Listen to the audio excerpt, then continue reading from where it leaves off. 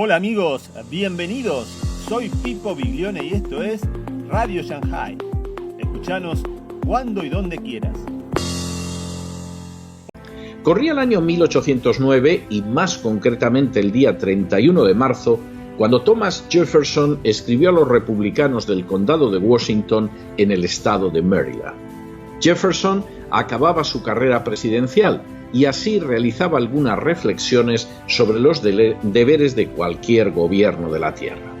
Fue así como escribió: "The care of human life and happiness, and not their destruction, is the first and only legitimate object of good government". Lo que podría traducirse como el cuidado de la vida humana y de su felicidad, y no su destrucción, es la primera y única meta legítima del buen gobierno. Las palabras de Jefferson no hubieran podido ser más claras.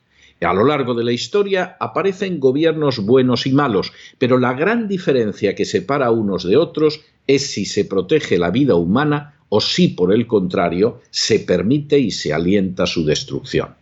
Así es porque el primer derecho del ser humano es la vida, y sin la garantía de ese derecho, los demás quedan absolutamente suspendidos en el aire y en el terreno de la mera palabrería. A pesar del paso de los siglos, las palabras de Jefferson continúan siendo tan ciertas, tan sabias y tan certeras como cuando fueron redactadas en su día. El buen gobierno es aquel que se legitima porque tiene como primera meta la protección de la vida humana. En las últimas horas hemos tenido nuevas noticias sobre el aborto en España.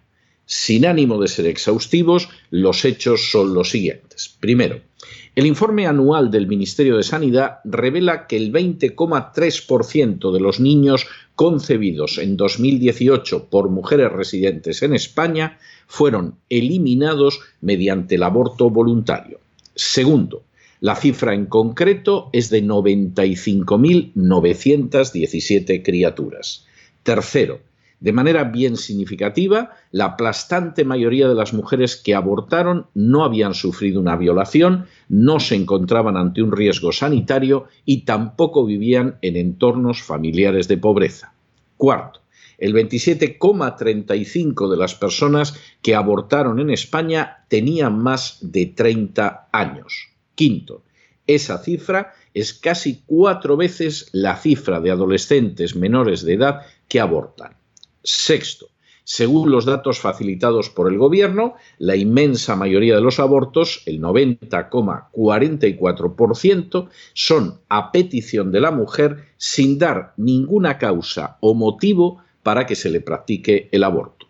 Séptimo, igualmente, la mayor parte se producen en centros extrahospitalarios privados, en concreto el 90,7%.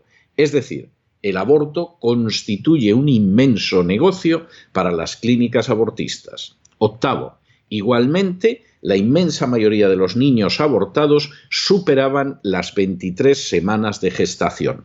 Noveno, como ha venido sucediendo desde la legalización del aborto, no existe la menor tendencia a su reducción numérica.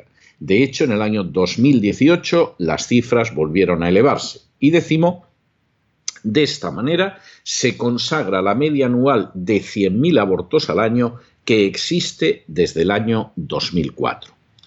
Las campañas para introducir el aborto, ahora especialmente agresivas en Hispanoamérica como parte esencial de la agenda globalista, insisten en presentar un esquema propagandístico no por repetido menos falso. Se apela de manera lacrimógena y manipuladora a las adolescentes embarazadas, a las mujeres violadas, a las pobres, como argumentos para justificar la destrucción de una vida indefensa e inocente. Supuestamente esas circunstancias legitiman la aniquilación de un ser humano, disfrazando además el exterminio bajo el término eufemístico de derechos reproductivos de la mujer. Un término absolutamente cínico porque califica como derecho reproductivo lo que en realidad es la consagración de la destrucción de la reproducción. La realidad, pavorosa pero innegable, que emana de la situación en España es que toda esa propaganda proabortista resulta absolutamente falsa.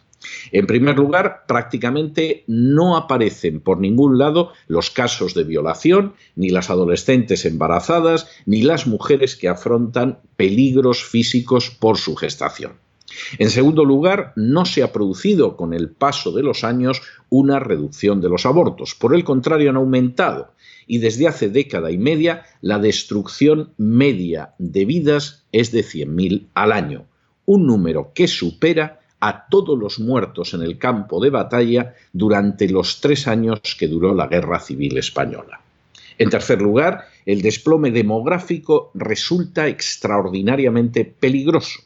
España es una nación que literalmente está muriendo gracias al aborto, y la falta de españoles es suplida de manera creciente por la llegada de extranjeros. En otras palabras, el aborto es un verdadero mecanismo de eutanasia nacional que ya afecta al más del 20% de las vidas concebidas y que se ven destruidas. Finalmente, las mujeres que abortan lo hacen en el sentido más literal porque quieren. No son menores, no son adolescentes, no están agobiadas por la miseria, no han sufrido una violación en su inmensa mayoría. Son mujeres que de manera aplastantemente mayoritaria solo desean deshacerse del ser humano que llevan en su vientre. Todo este cuadro arranca de la acción de pésimos gobiernos. Han sido gobiernos situados a la izquierda y a la derecha, nacionales o nacionalistas, pero que no han buscado ni un solo momento el bien común ni servir a la vida como su primer deber político. El resultado de esa acción es una crisis demográfica, un futuro incierto de carácter nacional y cultural, una sociedad desintegrada moral y espiritualmente y unos ciudadanos que no tendrán problema en el futuro en aceptar otras formas de exterminio masivo de la vida humana, como es el caso de la eutanasia. Si aceptamos el criterio de Thomas Jefferson y todo lleva a actuar de esa manera, no cabe duda de que estos gobiernos no han sido buenos, y no lo han sido porque no han colocado como primer objetivo la defensa de la vida humana. Es más, el actuar así los deslegitima totalmente. Es más todavía, al actuar así, los resultados no han podido ser peores para el conjunto de la sociedad, y lo han sido especialmente para los 100.000 sacrificados cada año en España en los mataderos del aborto.